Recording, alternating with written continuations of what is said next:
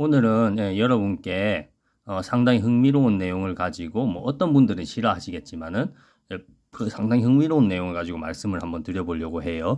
보시면은 뭐 56kg 여성 UFC 선수하고 118kg 보디빌더 뭐 최선은 아니지만 어느 정도 이제 자신의 뭐 힘과 실력을 쓰는 그런 스파링을 가볍게 체육관에서 한 것 같은데 요 영상을 보고서 말씀을 하시는 분들 되게 많더라고요. 이게 뭐 조작이다 아니면은 남성 쪽에서 무조건 봐준 거다 이런 식으로 얘기들을 많이 하시는데 거기에 대해서 이제 설명을 드리자면은 저는 일단 이 말을 하기 전에 먼저 말씀드려요. 여자 우월주의자를 싫어하고 여자 우월주의자가 아닙니다. 책사는. 근데 이 UFC를 여성으로서 갈 정도 같으면은 여자 중에서 이제 물론 여기서 여자 중에서라는 것은 격투기를 전문적으로 하는 여자 선수들을 말하는 겁니다. 여자 선수들 중에서 검증이 된 선수입니다. 그래서 이런 검증이 된 선수하고 뭐 무늬만 선수인 핫바리 선수들하고 다릅니다. 그래서 이러한 선수들이라면은 보디빌더가 레슬링을 한 번도 해보지 않았다, 아니면 유도를 한 번도 해보지, 기타 주짓수나 그래플링을 한 번도 해보지 않았다고 하면은 이길 수 있는 양쪽이 전력을 다해서 했을 때죠. 전력을 다해서 했을 때도 여자가 이길 수 있는 가능성이 충분히 있습니다. 없는 게 아닙니다. 불가능한 게 아닙니다. 그래서 거기에 대해서 말씀을 드리고, 아까 말씀드렸듯이 송가연 선수 같은 송가연 선수의 행보 중에서 지금은 뭐 송가연 선수도 사회적 무리가 몇 번 빚어졌고 활동도 안 하지만은 행보 중에서 굉장히 이제 잘못된 부분들이 있었습니다.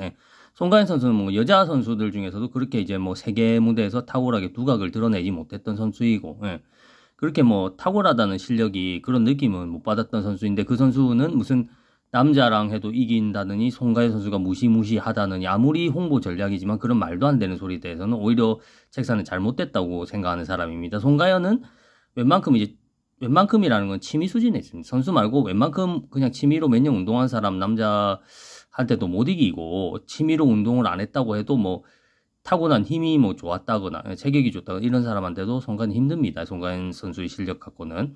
그래서 이제 책사가 이 말을 하는 이유는 책사는 여자 우월주의자가 아니다.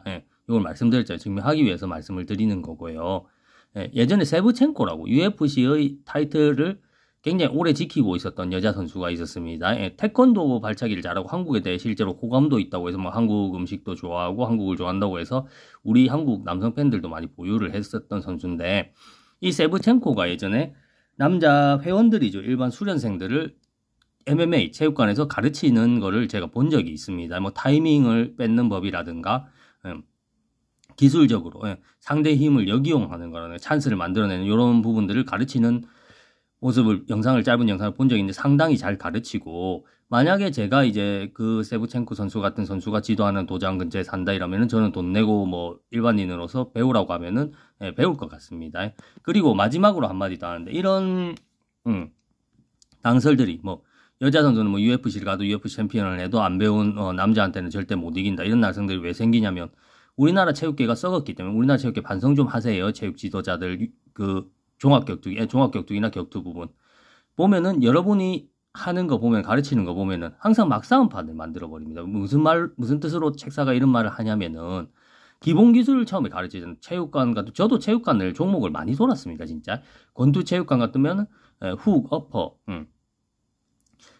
어퍼 스트레이트 이런 거 잽 기본 몇 가지만 가르치고 너희들이 알아서 해라라고 링 위에 올립니다. 그다음부터 몇 개월 그거 다 가르친다 몇 개월 정도 걸리겠죠. 한 6, 7개월 정도 걸린다 치면은 그 뒤에 올립니다. 너희들끼리 알아서 하면서 스파링 하면서 배우는 거다. 이런 식으로 가니까 그 4개밖에 모르니까 막싸움이 할 수밖에 없는 거예요. 지금 MMA 같은 경우는 격투기도 그렇지만 MMA 아닌 단일 종목 권투도 그렇습니다. 권투나 MMA 같은 경우는 얼마나 기술 싸움이 많이 들어가야 되고 상대방에 대한 파악이 많이 들어가야 되고 이런 부분인데, 이런 종목이기도 합니다. 이런 종목인데 이런 거를 다 생략을 해버리고 뭐 기본 중에 기본만 가르치고 뭐 너희들이 알아서 해라. 뭐 그러면은 이 기술을 쓸 수 있는 상황을 어떻게 포착을 해요? 어떻게 만들어요? 그거 너희들이 알아서 해라.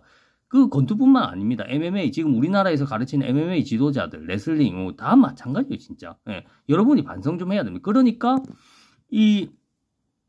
제대로 배우지도 못하면서 자기들이 체육관 뭐 1년, 2년 다녔으니까 내가 잘한다고 생각하고 일반인 수준에서 무조건 몸무게로 깔아뭉개고 힘으로 깔아뭉개려고 하고, 그럼 자기보다 이제 몸무게 낮은 사람 들어오면은 낮은 사람도 이제 기본 중에 기본밖에 모르니까 그 당하겠죠, 당연히. 그런데 거기서 뭐 이제 레슬링이나 유도 물론 타격기도 마찬가지. 타격기 무에타이 권투는 안 그렇다는 말 아닙니다. 그 무에타이 권투 같은 경우도 기술이 있다는 것을 이 사람들은 알지를 못하는 거예요. 상대방이 뭐 힘이 있어도 뭐 그거를 제압할 수 있는 어느 정도까지 체급을 극복할 수 있는 기술이 있다는 거는 왜냐면 같은 선수끼리도 어느 정도의 체급은 극복이 되기 때문에 심지어 선수들끼리는 뭐 기술이 일반인보다 훨씬 뛰어나잖아요. 그런데도 어느 정도까지 체급은 극복이 됩니다. 또 못된 소리 하는 놈들 쳐와가 그러면 책사에 헤비급이랑 플라이급 붙여버려. 헤비급이랑 플라이급이라고 책사는 말한 적이 없습니다. 분명히 길을 열고 똑바로 들으시기 바랍니다. 어느 정도까지라고 했습니다. 책사는. 그래서 선수끼리도 그런 일이 비일비재합니다. 가끔씩 일어나는 것도 아니고 어느 정도의 체급의 극복은 비일비재한데 일반인이 왜 극복이 안 되겠습니까? 똑바로 안 가르치니까 그런 거예요. 지도자들도 반성 좀 많이 하셔야 되겠습니다. 마치겠습니다. 시청해 주셔서 감사합니다.